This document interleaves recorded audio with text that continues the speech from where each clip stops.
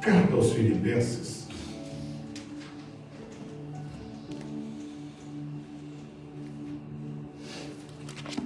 Filipenses capítulo 4. Vamos ler o versículo 21. Diz assim: saúdem cada um dos santos em Cristo Jesus. Os irmãos que estão comigo mandam saudações. Todos os santos mandam saudações, especialmente os da casa de César. Podeis assentar, queridos.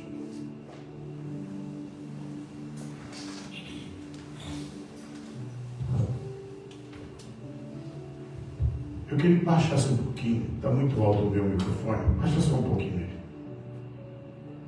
Eu quero chamar os irmãos para essa reflexão.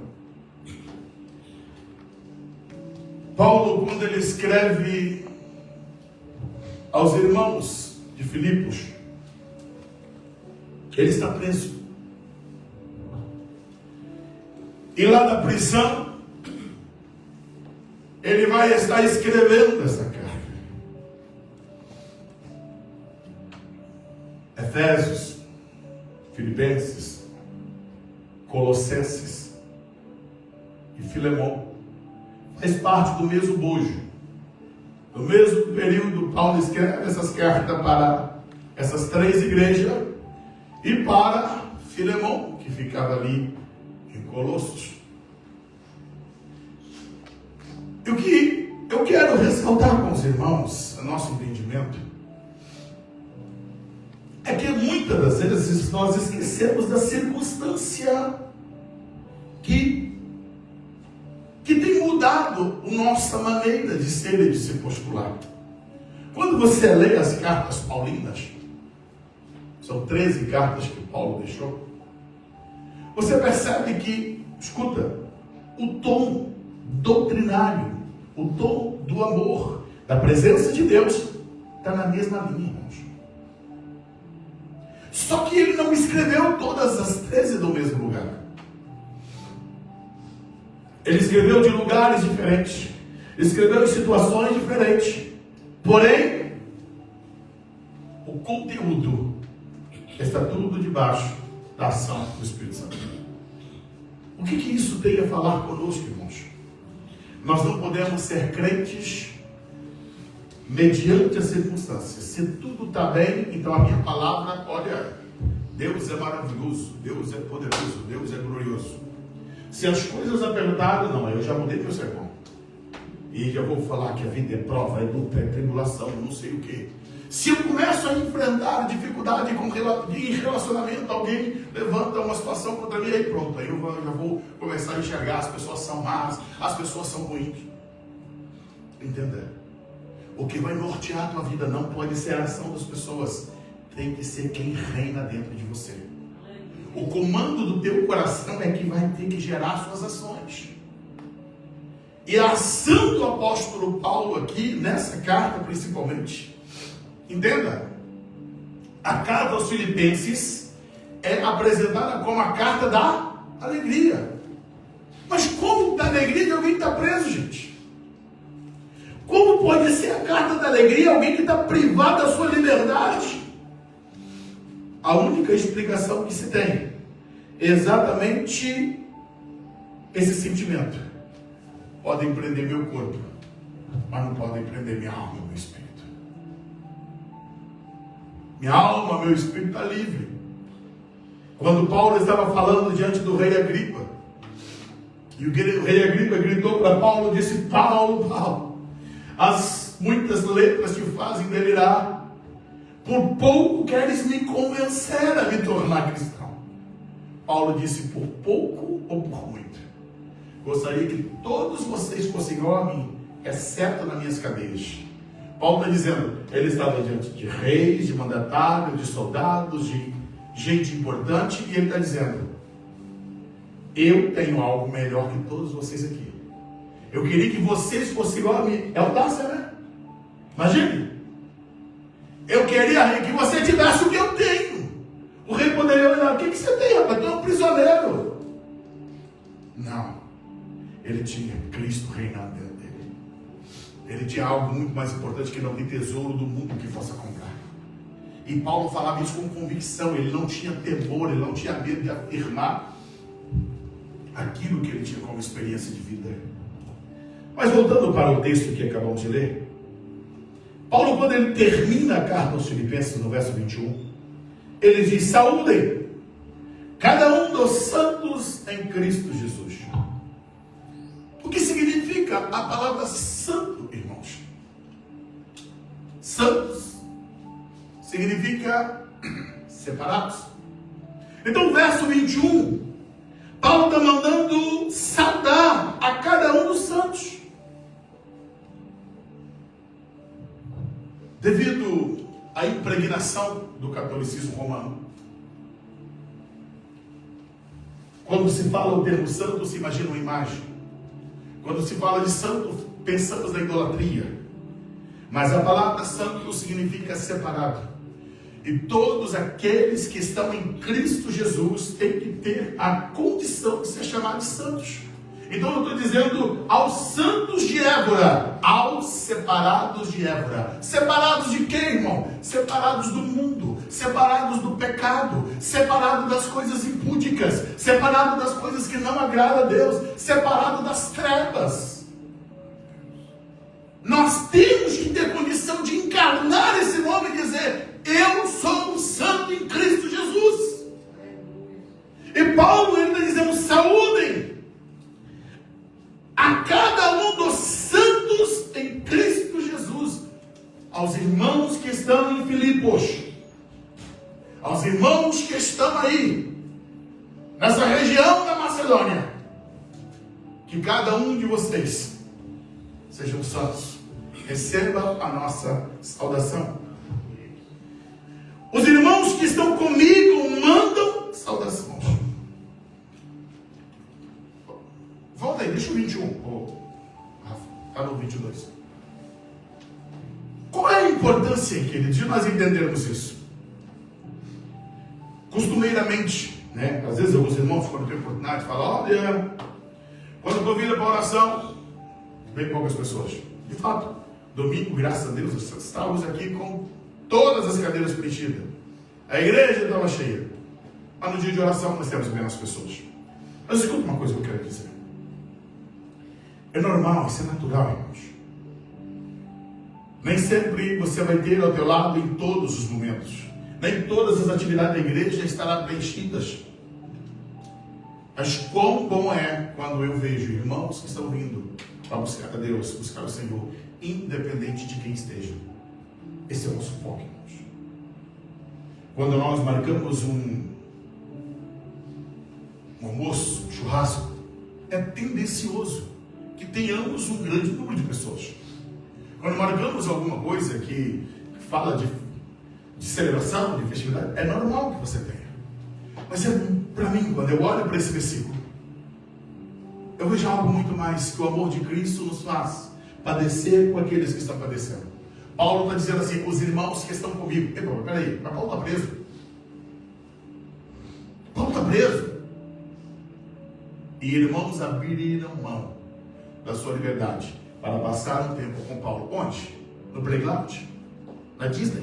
Não, na prisão. Mas o que tem nessa vida da prisão? Não tem televisão, não tem telemóvel, não tem internet, não tem rede social, não tem nada lá. Tem sim. Tem um homem de Deus, tem um velho apóstolo que é cheio de Deus, que é cheio da presença de Deus, e que a presença dele, a comunhão com ele é tão boa que os irmãos deixam os afazeres para ir para a prisão. Deus, ele quer levantar uma geração de homens e mulheres que estejam tão cheios de Deus que não importa onde eles estejam, eles vão atrair as pessoas. João Batista, ele não foi pregar no templo, ele não era o pregador da sinagoga. João Batista pregou aonde? João Batista pregou lá no deserto. E diz a Bíblia que as multidões se afluíam, saíam das cidades e iam para onde? para encontrar João Batista pregando. Paulo está lá na cadeia, está lá na prisão. E os irmãos vão estar com Paulo, servindo a ele. Do ponto de vista humano, Paulo seria um fracassado. Porque é alguém que estava com a sua liberdade tolhida, é alguém que está ali lançado numa masmorra, num cárcere. O que tem para oferecer esse homem? Os tesouros não estão imbuídos e apenas limitados a ouro, prata, coisas terrenas. Os tesouros são muito mais que isso. Paulo tinha grandes tesouros. A riqueza de Cristo estava dentro dele. E é isso que esses irmãos faziam questão de estar na companhia de Paulo, mesmo que fosse lá na cadeia, mesmo que fosse na prisão. Agora, o verso 22, Paulo dá uma esticada na coisa. E aqui, esse texto, traz para nós, irmãos, o poder da frutificação, presbítero José. Porque às vezes nós entendemos errado fazer a obra. Deus tem seus planos, Deus tem seus caminhos. E às vezes consideramos o nosso meio de trabalhar para Deus, do nosso ponto de vista. Paulo, ele entendeu. Eu vou frutificar aonde eu for plantado. Seja onde eu estiver, eu vou fazer a diferença. E a decisão de Paulo é exatamente essa. De ser o instrumento de Deus, seja onde ele estivesse. E por isso, por essa razão, Paulo agora, ele vai mandar uma saudação para os irmãos que estão, também os santos o saúdam, mas principalmente os que são da casa de César. Meu Deus, isso é forte. Prenderam Paulo para que não pregasse o evangelho. Aí Paulo vai no Império Romano, na casa de César, e converte aqueles que estão ali dentro. Paulo prega dentro da casa de César. A prisão é para paralisá-lo. A prisão é para impedir ele propagar o reino. E é exatamente naquele local, Paulo monta um palanque para pregar a palavra. Capítulo 1, versículo 12 e 13, por favor. Olha o que Paulo está dizendo. E quero, irmãos, que saibais que as coisas que me aconteceram, segura esse 12 aí, contribuíram para o maior proveito do evangelho. Escuta, irmãos. Quando Paulo chegou em Filipos, ele foi preso. Lembra da situação? Que ele mandou embora a capetada que estava naquela garota? Adivinha? Então Paulo foi preso lá, tomou uma surra, e depois teve lá um terremoto. Então ele dizia, olha, irmãos, eu quero que vocês saibais que as coisas que aconteceram contribuíram para o maior proveito do evangelho. Vira agora o 13. De maneira que minhas prisões em Cristo foram manifestas a toda a guarda pretoriana e por todos os demais lugares. Meu Deus, nem o capeta achava que ia acontecer isso. É vencer o território do inimigo. Paulo está dizendo o seguinte: toda a guarda pretoriana podia fazer revezamento. Aí bota 4 presos lá dele.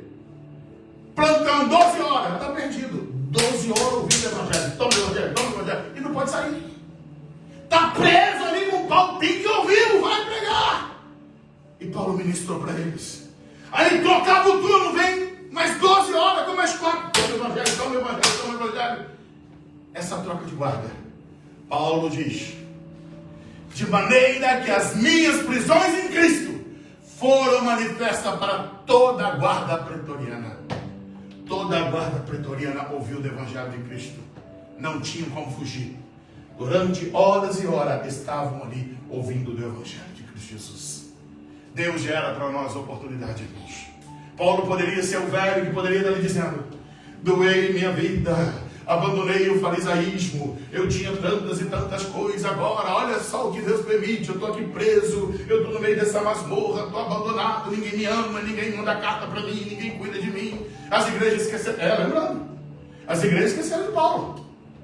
As igrejas não enviaram recursos. A única igreja que socorreu Paulo foi essa igreja que ele está escrevendo, que é a igreja de Filipos. A igreja de Filipos foi a igreja que mandou os proventos e supriu ele. Vamos lá, o capítulo 4 de Filipenses, Paulo fala sobre isso. Paulo diz a partir do verso 10, olha, eu fiquei muito alegre no Senhor, porque agora, uma vez mais, renasceu o cuidado que vocês têm para comigo. Na verdade, já tinha esse cuidado antes, só que lhe faltava oportunidade. Digo isso, não porque esteja necessitado, porque aprendi a viver contente em toda e qualquer situação. Sei o que é passar necessidade, e sei também o que é ter abundância. Eu aprendi o segredo de toda e qualquer circunstância, tanto de estar alimentado como de ter fome, tanto de ter abundância como de ter necessidade. Tudo posso naquele que fortalece. Aí ele diz no verso 14, no entanto, vocês fizeram bem, associando-se comigo nas aflições.